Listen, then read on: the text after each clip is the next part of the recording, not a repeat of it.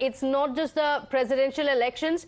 The dwindling support for the presidential nominee Yashwant Sinha did not really deter the opposition from announcing a nominee for the vice president as well. A day after NDA picked Jagdeep Dhankhar for vice president, the opposition leaders led by Sharad Pawar announced their candidate, Margaret Alva.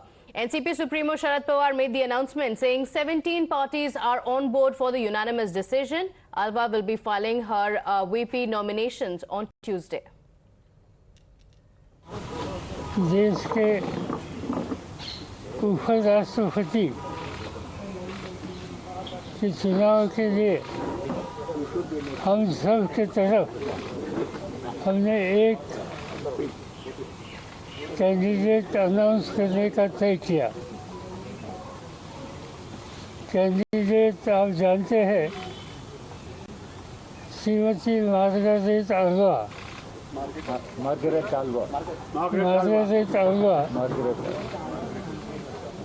was a minister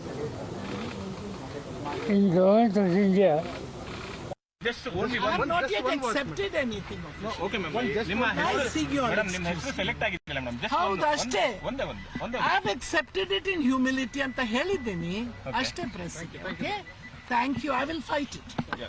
Actually, 17 already there, I think. Yes, sir. 2 more will join.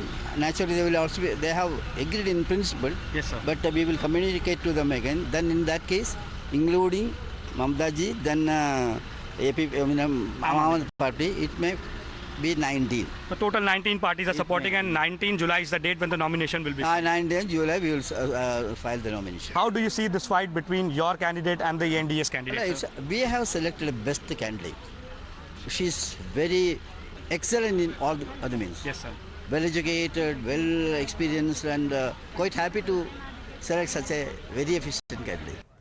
So a Congress veteran, Karnataka-based Margaret Alva has also served as the governor of the states of Rajasthan and Uttarakhand. She joined politics in 1969, serving several terms in the Lok Sabha and the Rajya Sabha as well. She's also served as a union minister in Rajeev Gandhi's government. And also, BJP's Amit Malviya fired a salvo where he put the Congress in the dock, even as they reminded the Congress party of Margaret Alva's autobiography. So the politics over the NDA's pick has continued, similar to what happened after Draupadi Murmu was announced as a presidential candidate. Opposition leaders have also been targeting the BJP over its choice of candidate. Unfortunately, what we are seeing from Sarvapalli Radhakrishnan to Dhankhar, you compare the personalities who adored those seats, great people like Radhakrishnan. He was the vice president, and now we are getting Dhankhar. You imagine what? उनका candidate कैसा है उसके बारे में बोलने की हमें ज़रूरत नहीं है।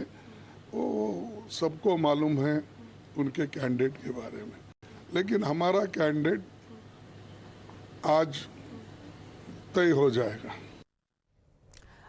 Samaya, coming back to you on that, when it comes to the vice presidential nominee, Margaret Alva has been saying that she will fight back, but the BJP has also been raising certain questions about her autobiography.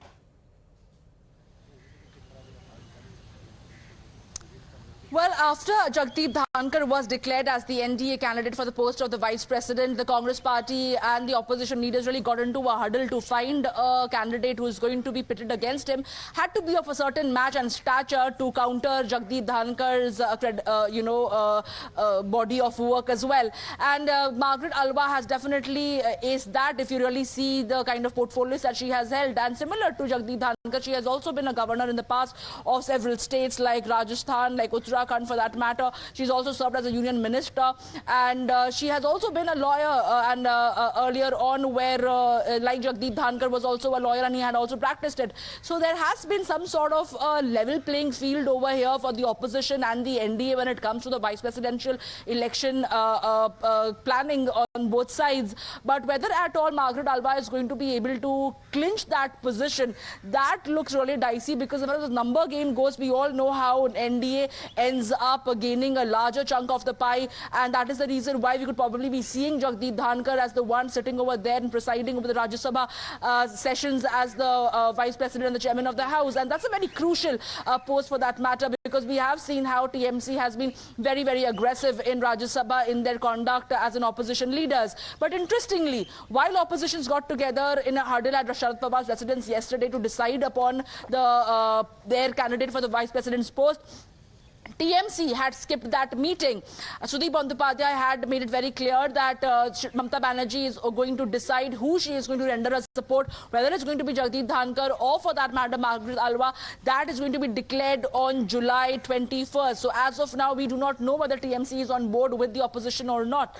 And gradually, we did see how the opposition parties started splintering, and they ended up supporting instead of Yashwant Sinha, they ended up supporting Draupadi Murmu. Will something similar happen for Jagdeep Dhankhar or not? Because he is hailing from Rajasthan and he has been a governor of West Bengal. We could probably see a change of stance in the several opposition parties also, if they really try to reconsider after seeing Margaret Alva as the vice presidential candidate for the UPA side. So we have to wait and see how the opposition leaders manage to gain ground for their candidate, because as of now we did see how Draupadi Murmu was also attacked by RJD and the Congress party in the past, and now of course we are seeing so will it be a similar attacks that we're going to see in the vice president polls as well? Because we saw some of the Congress leaders come out and say that we don't need to say anything about Dhankhar, we all already know how he is. So personal attacks is something that the opposition has been doing with Murmu. Will be interesting to see if that happens with the vice president as well. On that note, we're slipping into a short break. Don't go anywhere. We'll be right back with lots more.